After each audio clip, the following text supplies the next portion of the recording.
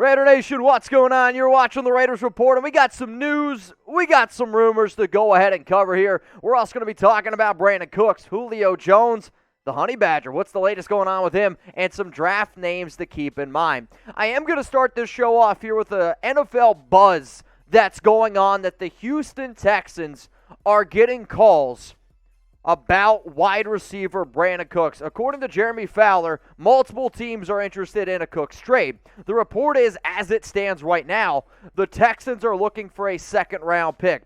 When I've brought up Brandin Cooks in the past, I said I think personally they're going to get a third or a fourth rounder. The fact that they're looking for a second usually means that they're going to end up settling for a third or a fourth. Rumors suggest that I've seen out there on the internet that the Raiders are interested in him. So I had a lot of people ask me yesterday, Mitch, do you think the Raiders are actually interested in Brandin Cooks? And I'm going to go ahead and give this one 4-0 Chucky heads, believe it, baby. I know for a fact that the Raiders are 100% interested in Brandin Cooks. But then let's pause it for a second. Just because you're interested, that doesn't mean a trade's going to happen. Nor do I think a trade is even kind of likely at this current moment for the Raiders. And when I listen to Dave Ziegler talk, when I listen to Josh McDaniels talk, I don't see the Raiders giving up any 2022 picks. You only have 5 in this year's draft. You're tied for dead last. And sure, Brandin Cooks is a hell of a receiver. It would be a hell of an offense, no doubt about it. But not only do you have to give up draft picks, you're also going to have to go ahead and pay Brandin Cooks $13.7 million, which you don't really have right now if Cooks is still out there in the trade market after June 1st. After the Raiders get some money for Corey Littleton, and after they get their money from Carl Nassib, sure, we're going to entertain this idea. But I do not see a Brandin Cooks trade happening before the draft. I don't even know if I'm going to see one go down in May. And then on top of that, the latest reports are this, that Brandin Cooks, if he's traded, his agents are saying that he wants a new contract as well. So not only are you going to have to give up draft capital, the value for Brandin Cooks is what's always been so intriguing. The $13.7 million on a one-year prove-it deal, okay, I can get behind that. However, if Brandin Cooks, who definitely has some concussion issues as well, wants a long-term deal, that's when I get a little bit nervous. However, y'all know we're stronger together. I wore the t-shirt for a reason. Let me know down in the comments section. Should the Raiders go out and trade for Brandin Cooks knowing that you're probably going to have to give up a second, third, fourth round pick? I'm going to say a third or a fourth. You're also going to have to go ahead and pay him $13.7, and you might have to go ahead and extend him. So go ahead and type T for trade, or I want you to go ahead and type P for pass. My vote is this. If you can get Brandin Cooks to say, hey, man, you see what we're building here? We're going to go all in. Then you go ahead and say, yes, you make the trade, but it's got to be a one-year rental. If Cooks is like, you know what, man, I'm not going to go ahead and do that. I want a long-term deal. I personally say, you see what you got in Brian Edwards as a 3-year type of prove-it deal. And also, I'm not giving up a second-round pick for Cooks. I like Cooks. Great receiver. But for somebody who's going to be the second option, third option, fourth option, I don't know. I do know that targets are going to go to Waller. I know that targets are going to go to Renfro. I know for a damn well that targets are going to go to Devontae Adams.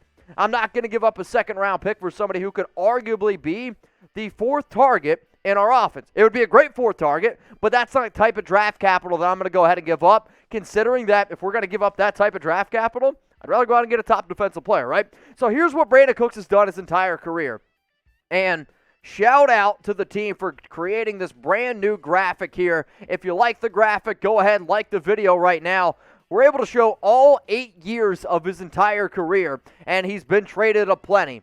The 3 years he was with the New Orleans Saints, he's also been spoiled with great quarterbacks, maybe minus Jared Goff, right? Drew Brees, the year that he had the highest yards per catch in his career was back in 2017 with the New England Patriots at 16.6 yards per catch. Fun fact, maybe just a fact, I don't know. That was with Josh McDaniels. Then you go to the Rams. 2019, he had some concussion issues. But over the past 2 seasons in Houston, I mean, the season he had last year, I can make an argument, was unbelievably maybe his most impressive because he did it with Davis Mills. Sorry, Davis Mills stinks, guys. So here's as it stands right now, the Raiders wide receiver depth chart. You got Devontae as your one. Hunter Renfro is going to be in the slot, but let's face it, he's going to get the second most targets at wide receiver. Then you have Bryan Edwards, Robinson as well. We're probably going to be splitting some snaps. And then who's after that? Obviously, you have Waller. You have Foss Moreau. Let's just say the Raiders get ballsy. The Raiders go out and they make a trade for Brandin Cooks. This would be the best offense in the National Football League, and I will go ahead and I will say it. It's pretty on screen, and honestly, man, I'm glad you can't see me on screen right now because I'm about to poke a hole through my pants because of how excited I would be for this Raiders offense. Now, if this deal ends up going down, we are going live. I don't know if we're going to get Davante Adams wild, but we're going to get wild here on the Raiders Report. When the team makes a move, I like to have a good time. I like to celebrate with the nation because at the end of the day, man, that's what you do. You celebrate with your friends. You celebrate with family. So if you bleed silver and black, then hit that subscribe button. Turn on those notifications right now because this is the #1 most watched Raiders channel for a reason. It's built on the back of Raider Nation. So let's just say, all right, well, what exactly would a Brandin Cooks trade look like? And I know there's going to be some people who think, wait, Mitch, this is a little bit too much. The reason why I'm going to give up Bryan Edwards and a 2023 third-round pick is because I know from NFL people that talk to me and say, usually when you give a pickup that's in a later draft, teams view that as if that pick, a 2023 third-round pick, is the same value as a 2022 fourth-round pick. So essentially, you're giving up a fourth and Bryan Edwards for Brandin Cooks. Do I want to give up Edwards? No, but if that means I don't have to give up any picks this year and I can get Brandin Cooks, well then guess what? I would go ahead and I would do it. So who wins this trade here? If you think it's the Las Vegas Raiders, I want you to go ahead and spam LV down in the comments. If you're like, you know what? I think that the Texans are going to win this deal, then go ahead and type HOU. To make sure you guys don't miss anything going on around the silver and black, you can also hit me up on Instagram and on Twitter at MitchellRens365. And an area during the offseason that I see a lot of rumors is on social media. We live in 2022. People post rumors on the internet, and my job is to go ahead and talk about them. One rumor that I've been seeing circulating has been around Julio Jones. And I talked about Julio Jones last week a little bit, and somebody asked me, do you think Julio Jones can come to the Raiders? And they sent me an article, and it was like an NFL scout has said that the Raiders should go out and get Jones to pair him with Davante Adams, to pair him with Hunter Renfrow, Darren Waller, a lot of the same things that we just talked about with Cooks, to make you arguably the best offense in the National Football League. I said that the Raiders were interested in Brandin Cooks. However, I've talked to some people. Every single person has not even mentioned the name Julio Jones. So is Julio going to the Raiders? I'm going to say zero, no Chucky heads, tuck rule, tuck that. To the new watchers, that means it's not going to happen. Sure, an NFL scout can say that the Raiders should go sign Julio. Great. And I understand people wanting that. But Jones has missed 14 games the past 2 seasons.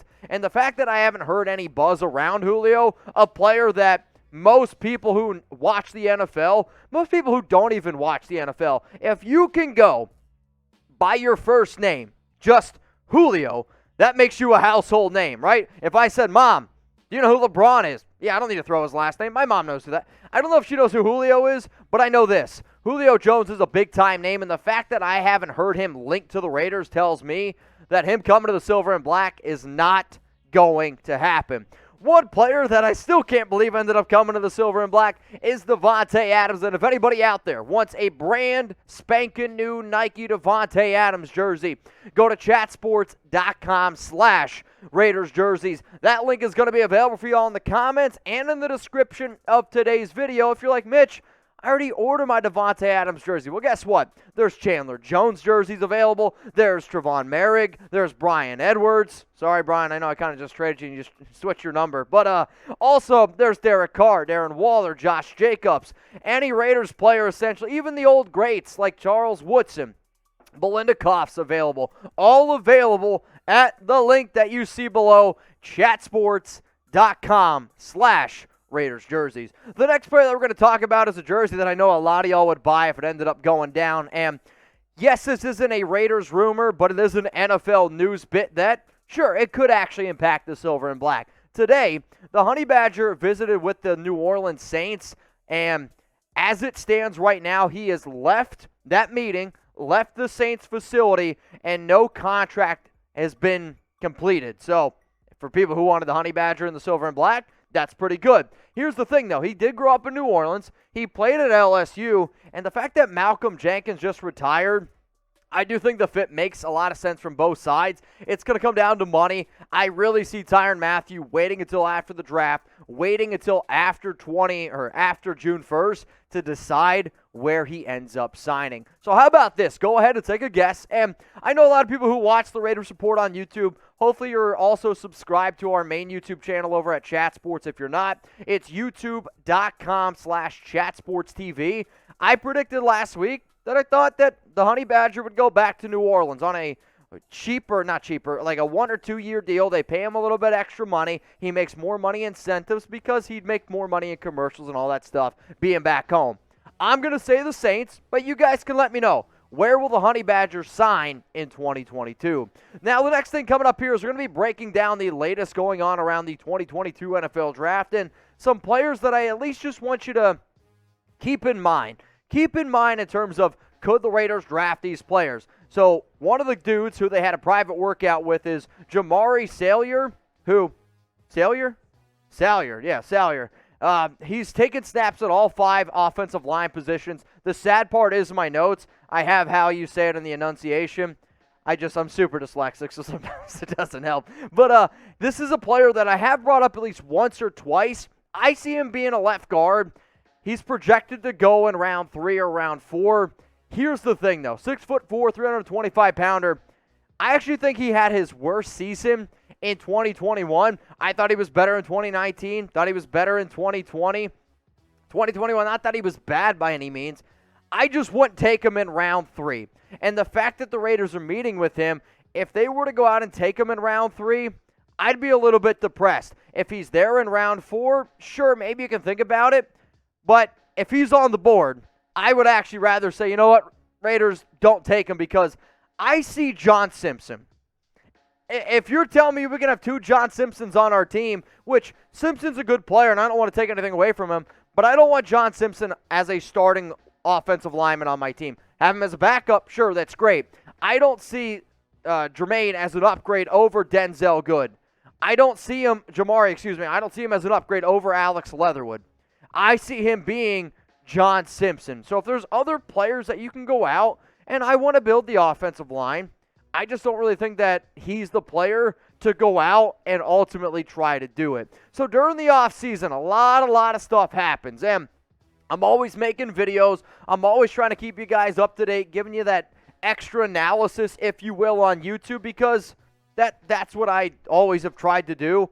However, a lot of new stuff happens. A lot of stuff happens when I can't get into the studio. So I do my best to keep you up to date on Instagram and on Twitter. So if you haven't, please go ahead, give me a follow on those platforms. That way, you never miss anything. Another player to keep in mind, and if you watched my mock draft yesterday, this name should ring a bell, and I'm glad that I ended up taking him in my mock because the Raiders also held a private workout with Marcus Jones, the cornerback from Houston. He's twitchy. He's explosive. He's versatile. He's a player that I absolutely love. 9 career special teams touchdowns. He's got good vision. His ability to hit his top speed is, I don't want to say Tyreek Hill-like, but if this dude was a little bit taller, he's a first-round pick. Like, that's how talented he is. Sure, he's 5'8", but there are NFL scouts that I have talked to that said, Marcus Jones is athletic enough to be not only a punt returner and kick returner, but an option that you could even use on offense. Remember how the Chicago Bears tried to use Devin Hester? They're like, all right, if this guy's this good in open space, we'll go ahead and use him. Like, his twitchiness reminds me of Dante Hall. It reminds me of somebody like, I was going to say Deion Sanders, but somebody who, when he has the football in his hands, good stuff happens. So all I'm saying is, I know the New England coaches love special teams guys. Don't be surprised if Marcus Jones is a player that the Raiders target in round 4, maybe even in round 5. So Marcus Jones is a player that I considered a late-round sleeper.